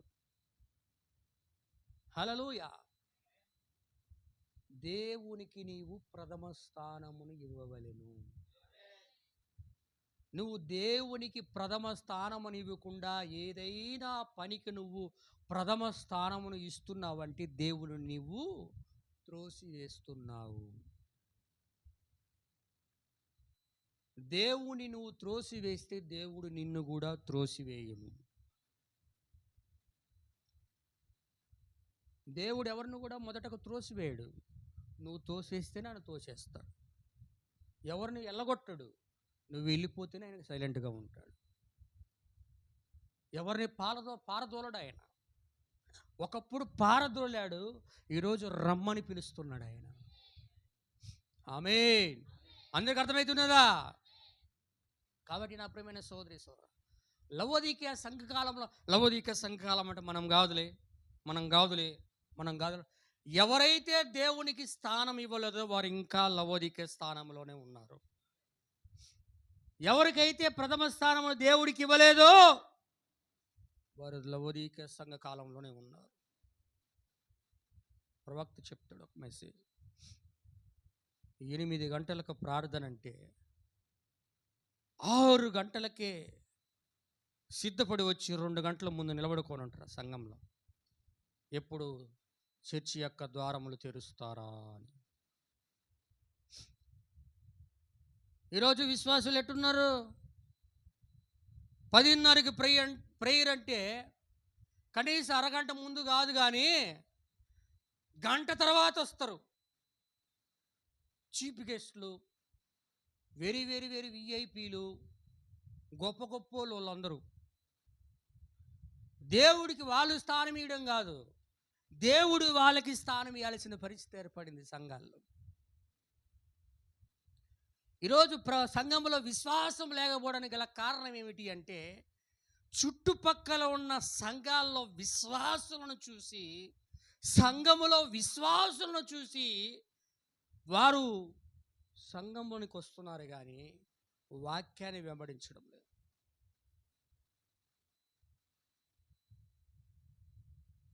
అలా చేసే వాళ్ళు సిగ్గుపడాలి. అలాంటిది ఏమన్నా ఉంటే మీ జీవితాల్లో మార్చుకోవాలి, హృదయం మార్చుకోవాలి, వాక్యానికి అనుగుణంగా మీరు మార్చుకోవాలి. ఇజ్రాయెల్ ప్రజలు చెప్తే వెళ్ళలేదు కాబట్టి ఉత్తర దిక్కు నుండి దేవుడు తన యొక్క కీడును రప్పిస్తా ఉన్నాడు. మార్చుకోనప్పుడు ఇజ్రాయెల్ సంఘం మీదకి ఉత్తర దిక్కు నుండి రాజు వస్తా ఉన్నాడు. అక్కడ ఇర్మియా ప్రవక్త చెప్పాడు, వాళ్ళు వినలేదు. జెఫన్యా ప్రవక్తను పంపించాడు, ఆయనను వాళ్ళు వినలేదు. దేవుని యొక్క కీడు ఉత్తర దిక్కు నుండి వస్తా ఉన్నది. అక్కడ బబులోను రాజు వస్తా ఉన్నాడు ఉత్తర దిక్కు నుండి.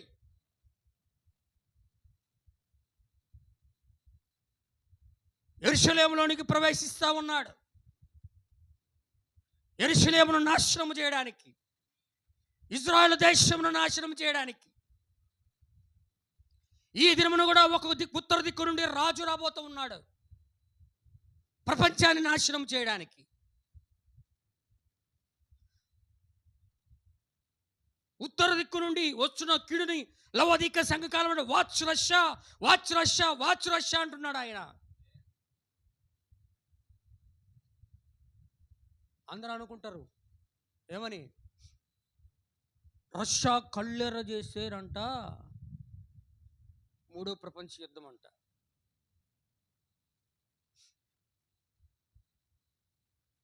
దేవుడు అన్నాడు, రష్యా దేవుని యొక్క చేతిలో ఒక ఆయుధం అన్నాడు. కమ్యూనిజం అనేది దేవుని యొక్క చేతిలో ఆయుధం. ప్రైజ్ ది లార్డ్, హల్లెలూయా. దేవుని యొక్క నామానికి మహిమ కలుగును గాక. ఇది రష్యా దేవుని చేతిలో ఒక ఎడబట్టుకున్నాడు దేవుడు. దేవుడు ఎట్ట ఊపితే అట్ట రష్యా ఊగిద్ది. అది తెలుసుకో ఫస్ట్ నువ్వు. ప్రపంచ దేశాలను దేవుడు ఎట్ట ఊపితే అట్ట ఊగుతాయి. దేవుడి చేతిలో ఉన్నాయి అన్నీ. రోమును గమనించు, ఇజ్రాయెల్ను గమనించు, చైనాను గమనించు, అమెరికాను గమనించు, రష్యాను గమనించు. దేవుని చేతిలో ఆయుధాలు అవన్నీ. ఆయన ఊపుతున్నాడు రష్యాని. పుతిన్ ఏదైనా మాట్లాడాడంటే వాడు మాట్లాడడం లేదు, దేవుడు మాట్లాడిస్తున్నాడు. ఉత్తర దిక్కున వస్తున్న కీడది. నువ్వు ఒక ప్రత్యక్షత కలిగిన విశ్వాసిగా ఉండి గమనించయ్యని కూడా, ఆలోచించయ్యని కూడా. చూడు ఏమంటున్నాడు ఇక్కడ 3:8 చదవండి బ్రదర్. జెఫన్యా గ్రంథంలో అంటున్నాడు, వాళ్ళందరూ చెప్పిన మాట వినలేదంట. కాబట్టి ఇజ్రాయెల్ ప్రజలు చెప్పిన మాట వినడంలా. అందుకే దేవుడు ఏమంటున్నాడు అక్కడ, కాబట్టి యెహోవా సెలవిచ్చు వాక్కు ఏదనగా, జెఫన్యా ప్రవక్త యెహోవా సెలవిచ్చు వాక్కు ఏమనగా, నా కొరకు కనిపెట్టుడి. ఎవరి కోసం కనిపెట్టాలా?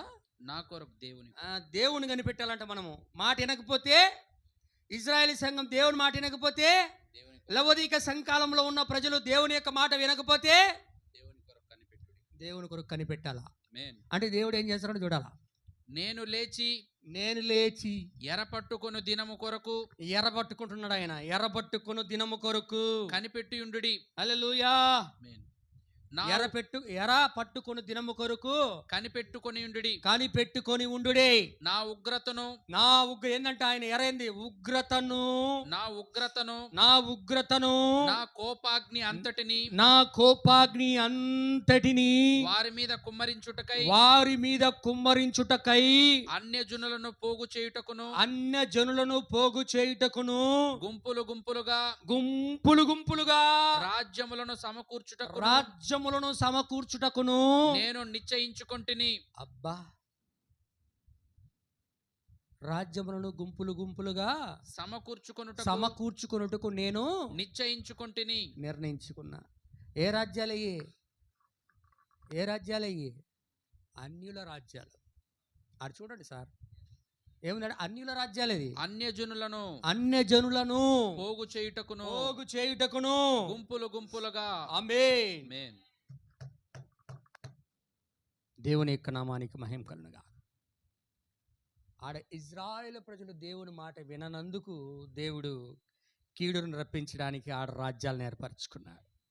ఈడ లవోదిక సంఘకాలం దేవుని మాట విననందుకు ఇప్పుడు కూడా ఆయన రాజ్యాలను సమకూరుస్తున్నాడు. హల్లెలూయా. అందుకే అక్కడేమంటాడు, కారణం ఏంది అలా రాజ్యమును సమకూర్చడానికి గల కారణం ఏంది? ఇజ్రాయేల్ మీదికి దేవుడు అన్యుల రాజ్యాలను సమకూర్చి కీడు రప్పించాడని గల కారణం ఏమిటి అంటే ఇర్మియా ప్రవక్త చెప్తున్నాడు. చదవండి, ఇర్మియా గ్రంథం 4వ అధ్యాయం 18 నుండి 20 దాకా చదవండి దయచేసి.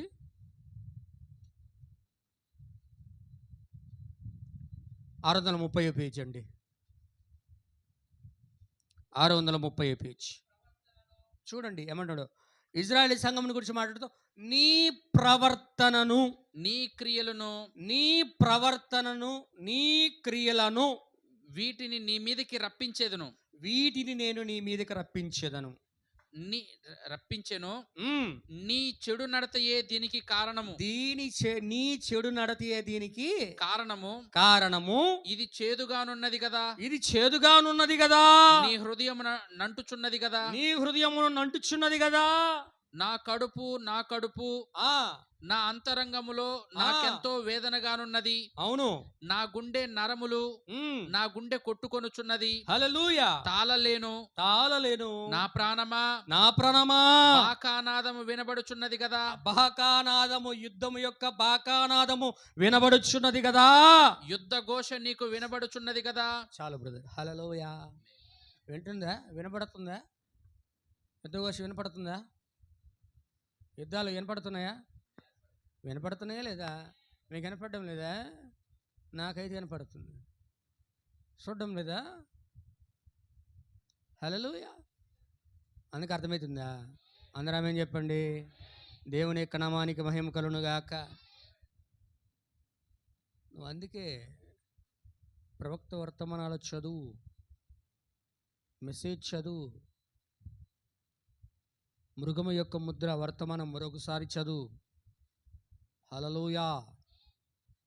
ఇజ్రాయేలు సంఘము మొదటి భాగం, రెండవ భాగం వర్తమానం చదువు. దేవునికి స్తోత్రం. ఇక్కడ ఏం జరుగుతూ ఉన్నది? బాకానాదం వినబడతా ఉంది, యుద్ధం యొక్క నాదం వినపడుతుంది, స్వరం వినబడతా ఉన్నది. ఇజ్రాయేలు మీదకి యుద్ధానికి రాగల కారణం ఏమిటయ్యా? ఏమిటి కారణం? ఏంది? నీ ప్రవర్తనయు నీ క్రియలను వీటికి నీ మీదకి రప్పించెను. వీటిని నీ మీదకి రప్పించు. వారి మీదకి అప్పుడు రావడానికి గల కారణం అదే. హల్లెలూయా. వారి మీదకి రావడానికి గల కారణం ఏంటంటే వాళ్ళ క్రియలు, వారి యొక్క ప్రవర్తన. ఇంకొక చోట కింద అంటున్నాడు చూడమ్మ, చదువు 7-8 వచనాలు చదవండి.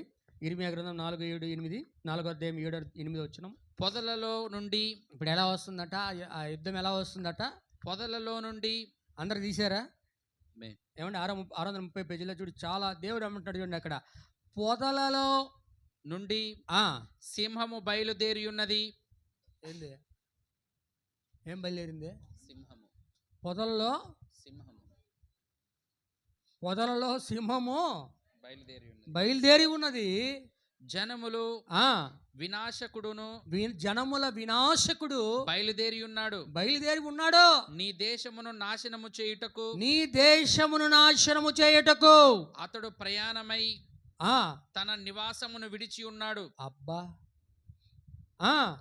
నీ పట్టణములు పాడై నిర్జనముగా ఉండును. ఇందుకై గోనె పట్ట కట్టుకొనుడి. రోదనము చేయుడి.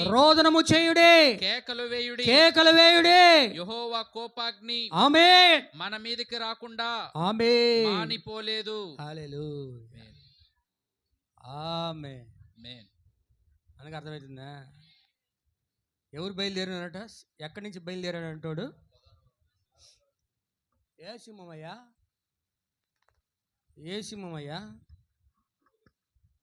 ఏదైనా వేటాడాలంటే సింహము ఎలా వస్తుంది?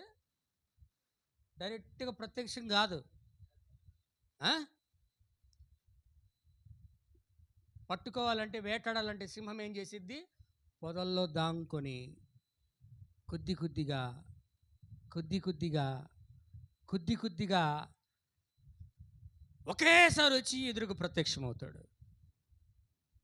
అంతేనా? అవి వేటగాని యొక్క ఉరులు, సాతానుడి యొక్క ఉరి. ఇప్పుడు సాతానుడు ఏం చేశాడంట? లయము చేయవాడు ఏమయ్యాడంట? బయలుదేరి చెప్పండి, బయలుదేరుతున్నాడా? బయలుదేరి ఉన్నాడా? బయలుదేరాడా? ఆల్రెడీ వాడు బయలుదేరి ఉన్నాడు. ప్రపంచ దేశాలని కదిలిస్తున్నాడు దేవుని యొక్క అనుమతితో. అందుకే రష్యా కదులుతూ ఉంది, అమెరికా కదులుతూ ఉంది, వాటికన్ కదులుతూ ఉంది, జపాన్ కదులుతూ ఉంది, ఇజ్రాయెల్ కదులుతూ ఉంది. హల్లెలూయా. బయలుదేరి ఉన్నాడు. బయలుదేరి సడన్గా ప్రత్యక్షమైపోతాడు. వాడు ప్రత్యక్షమయ్యే లోపల మనం ఏమంటే అదృశ్యమైపోవాలి. వాడు ప్రత్యక్షమయ్యే లోపల అదృశ్యమైపోవాలి. నువ్వు నేను. హల్లెలూయా. అదృశ్యము కాలేదనుకో, వాడు నీకు ప్రత్యక్షమవుతాడు. వెలుపటి నుండి వారికి శ్రమ, వెలుపటి నుండి వారికి శ్రమ తప్పదు. అందుకే ప్రవర్తన మార్చుకోమని దేవుడు హెచ్చరిస్తూ ఉన్నాడు. నేను మెసేజ్లోనే ఉన్నా, నేను కరెక్ట్గానే ఉన్నా అనుకుంటే కుదరదు. ఇజ్రాయెల్ ప్రజలు కూడా అనుకున్నారు, మేము కూడా ఇజ్రాయెల్ దేశంలోనే ఉన్నాం, ధర్మశాస్త్రం కలిగి ఉన్నాం అనుకున్నారు. కానీ వాళ్ళ మందిరం కూలిపోయి ఉన్నది, ధర్మశాస్త్రం శిథిలం అయిపోయిన మందిరం లోపల పడి ఉన్నది. నేను కూడా మెసేజ్లో ఉన్నా, ప్రార్థన చెయ్యను, వర్తమానము చదవను,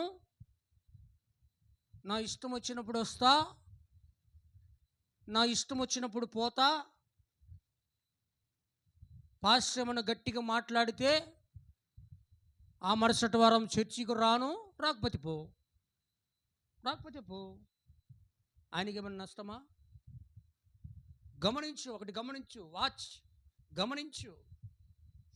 నువ్వు ఎక్కడికి వెళ్ళినా చివరికి దేవుడి దగ్గరికి రావాల్సింది.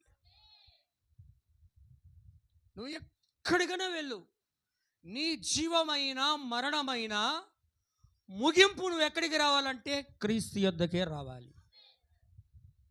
ఎందుకంటే నీ యొక్క జీవితం మరణముతో ముడివేయబడింది కాబట్టి. నీకు నిత్య జీవము కావాలన్నా, నువ్వు లోకములో దేవుని వ్యతిరేకించి నశించిపోవాలని నీకు నువ్వే నిర్ణయం తీసుకున్నా, ఖచ్చితంగా క్రీస్తు యుద్ధకు రావాల్సిందే. వేరొక మార్గం లేదు. హల్లెలూయా. కాబట్టి సాతానుడు బయలుదేరాడు. సింహం వలె పొదల్లో దాక్కొని ఉన్నవాడు బయలుదేరి ఉన్నాడు. ఆల్రెడీ వాడు ప్రత్యక్షమవబోతా ఉన్నాడు. వాని యొక్క సూచన మన చుట్టూ ఉన్న సమస్యల్లో, సంఘ శాఖల్లో మనం చూస్తూ ఉన్నాం. వాడి యొక్క పరాక్రమం గల వాడు ఉర్లు మనం చూస్తూ ఉన్నాం. సాతాను యొక్క గూఢమైన సంగతులు మనము చూస్తూ ఉన్నాం. ఆమేన్. వాడి యొక్క పొడుగు, వాడి యొక్క లోతు అంతా కూడా మనకి దేవుడు వర్తమానము ద్వారా వివరించి ఉన్నాడు. హల్లెలూయా. ఆమేనేనా? కాబట్టి చూసి నువ్వేం చేయాలంటే, వాడు నీకు ప్రత్యక్షమయ్యే ముందు నువ్వు జాగ్రత్త పడాలి.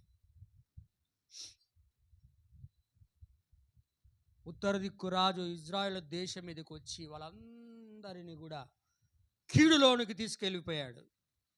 బబులోను చెరక తీసుకెళ్ళిపోయాడు ఉత్తర దిక్కు రాజు. ఇప్పుడు ఉత్తర దిక్కు రాజు వాచ్ రష్యా అంటాడు ప్రవక్త. అందరూ అంటారంట, కమ్యూనిజం క్రీస్తు విరోధి, కమ్యూనిజం క్రీస్తు విరోధి, కమ్యూనిజం క్రీస్తు విరోధి అని. కమ్యూనిజం క్రీస్తు విరోధి కాదు.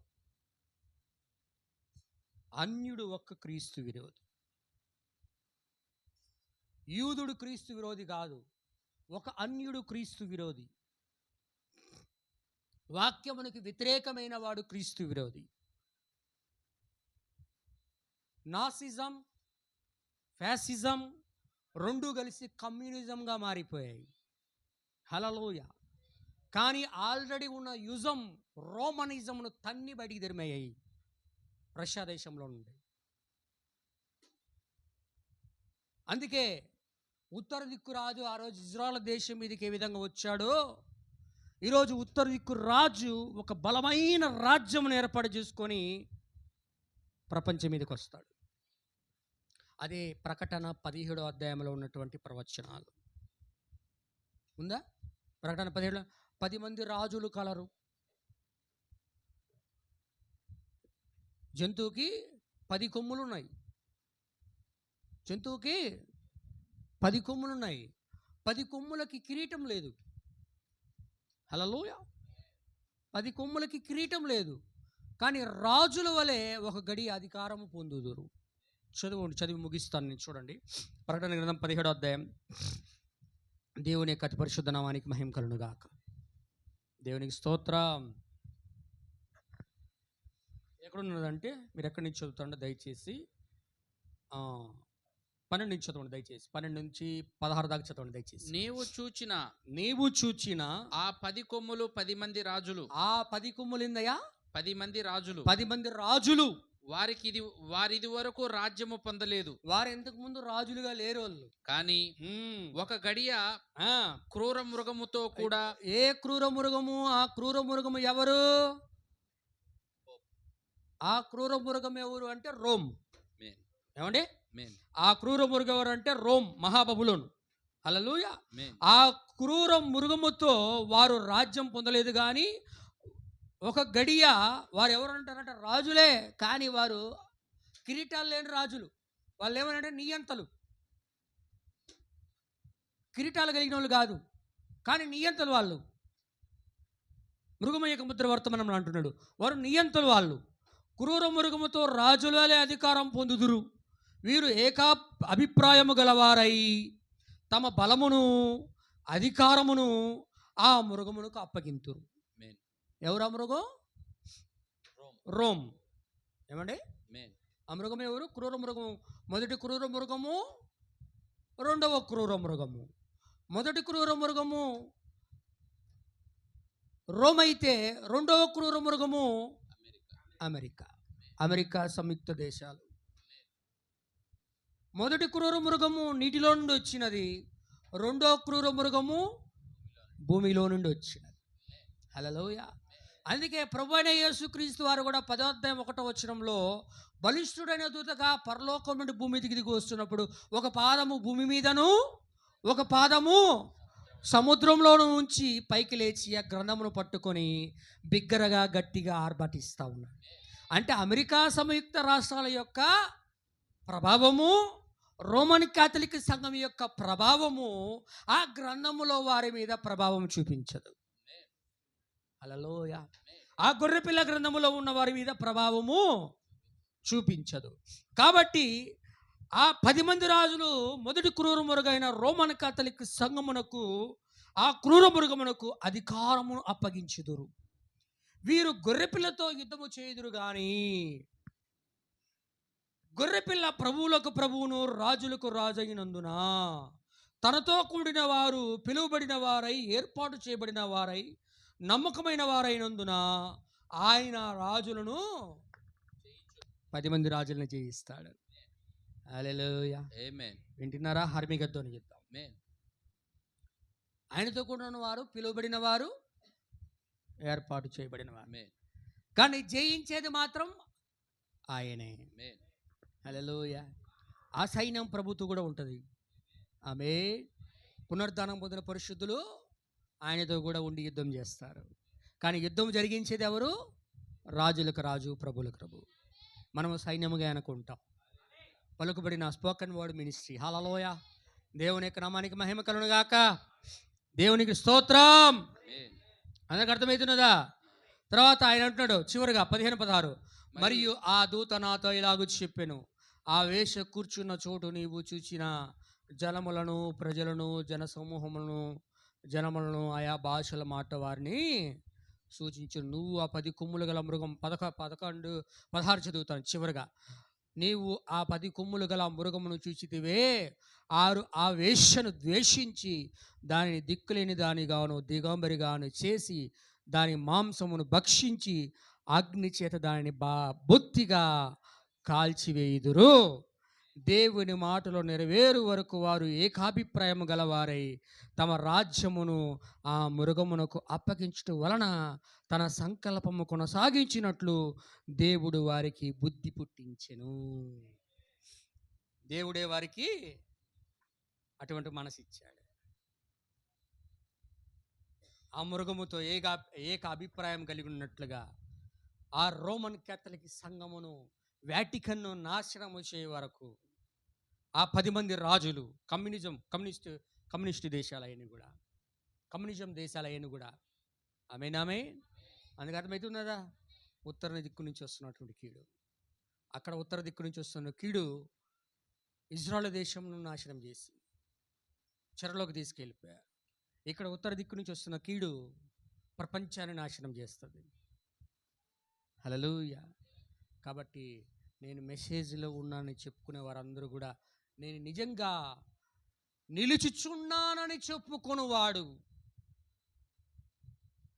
నేను పడిపోకున్నట్లు జాగ్రత్త పడవలెను.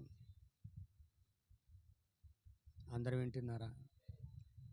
10 మంది రాజులు ఆ క్రూర మృగమునకు అధికారమును అప్పగించిరి. దేవుడు తన సంకల్పం కొనసాగించినట్లు ఆ ఒక గడియ దేవుడు వారికి అటువంటి బుద్ధి పుట్టించాను. దేవుడు పుట్టించిన బుద్ధిని బట్టి ఈరోజు ప్రపంచ దేశాలన్నీ నడుచుకుంటున్నాయి. ప్రపంచం అనుకుంటుంది ఆడ జరుగుతుంది యుద్ధం, ఈడ జరుగుతుంది యుద్ధం, అదో అది అట్టయిపోయిందని వాక్యం అర్థం కానట్లు చంచల మనస్కులై కలవరపడతారు. కానీ దేవుని యొక్క వాక్యమైన ఆమె మాత్రం దాన్ని చూసి ఆయన రాకడ కొరకై జాగ్రత్త పడి సిద్ధపడతారు. నేను మరలా చెప్తున్నా, నేను మెసేజ్లో ఉన్నానని చెప్పుకుంటూ నువ్వు మోసపోవద్దు. ఇజ్రాయేలు కూడా మోసపోయి చెరలోకి వెళ్ళిపోయారు. నువ్వు ప్రార్థించకుండా, వర్తమానాలు చదవకుండా, దేవునికి ప్రథమ స్థానమును ఇవ్వకుండా నేను మెసేజ్లో ఉన్నా కానీ ఎత్తబడతా అనుకుంటే అది నీ యొక్క అవివేకం, నీ యొక్క నిద్రమత్తుతనం, అది సోమరితనం. అది బీ కేర్ఫుల్. మరలా ప్రతి మేము ప్రేమించి చెప్తున్నా, నీవు ఉదయకాలములో లేచి చాలామంది ప్రార్థన వీడియోలు నేను చూస్తూ ఉన్నా. నువ్వు చెయ్యకపోతే నువ్వు మోసపోతున్నావు. భౌతిక సంబంధమైన ఇజ్రాయేల్ భౌతికంగా చేస్తేనే రక్షించబడేవాళ్ళు. ఈరోజు ఆత్మ సంబంధమైన ఇజ్రాయేల్ ఆత్మీయంగా చేస్తేనే రక్షించబడతారు. నా దగ్గర వర్తమాన పుస్తకాలు ఉన్నాయి, ప్రవక్త ఉన్నాడు, అది కాదు కావాల్సింది ఉంది. అది నీ జీవితంలో నువ్వు ఉపయోగించుకుంటున్నావా? ఆ వాక్యము తగినట్లుగా నువ్వు జీవించడానికి ప్రభు దగ్గర బ్రతిమలాడుకుంటున్నావా? ఏమంటున్నాడు ఇర్మియా గ్రంథంలో? ఏడుపును, విలాపమును గోనె పట్ట కట్టుకొని మీరు ప్రార్థిస్తే మీరు రక్షించబడతారని ఇర్మియా ప్రవక్త అన్నాడు. ఈరోజు కూడా మన ఇర్మియా అయిన విలియం మ్యారియన్ బ్రన్నామ్ గారు చెప్తున్నారు, నువ్వు విలాపము ఏడ్చి ఉదయకాలంలో లేచి నువ్వు ప్రార్థించకపోతే, దేవుడికి నువ్వు ప్రథమ స్థానమును ఇవ్వకపోతే ఖచ్చితంగా నువ్వు ఉత్తర దిక్కు నుండి వస్తున్న కీడును ఎదుర్కోవాల్సి వస్తుంది. శ్రమల పాలైపోతావు, శ్రమలలోకి వెళ్ళిపోతావు. నిన్ను తప్పించేవాడు ఎవరు కూడా ఉండడు అక్కడ. ఎవరు తప్పించలేరు. ఎవరు రక్షణ వాళ్ళే కొనసాగించాలి. యెహోవా ఇచ్చిన రక్షణ యందు ఇజ్రాయేల్ ప్రజలు లక్ష్యం ఉంచలేదు. ఈరోజు ఈ గడియ వర్తమానం ద్వారా దేవుడిచ్చిన రక్షణను నిర్లక్ష్యపరిస్తే నువ్వు కూడా నశించిపోతావు. నువ్వు బాగానే ఉన్నావని నేను అబద్ధం చెప్పను.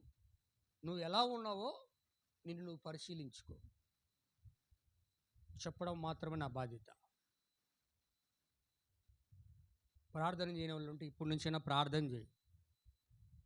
ప్రార్థన చేయి. ఉదయకాలం లేచి ప్రార్థన చేయి. ఏడు ఇప్పుడు దాకా పండుకొని నిద్రపోయింది. సాల్ ఇంకలే నిద్రలే. సోమరిగా ఉండబాక. ప్రార్థన చేయి. దేవుని కొరకు నిలబడు. నువ్వు ప్రార్థన చేయి. కేవలం చాలు. వారానికి ఒక మెసేజ్ చదువు. బైబిల్ ప్రతిరోజు చదువు. దేవుడు నీకు సహాయం చేస్తాడు. ప్రభువుని దీవించుగాక. God bless you. షాలోమ్. ప్రార్థన చేసుకుందాం.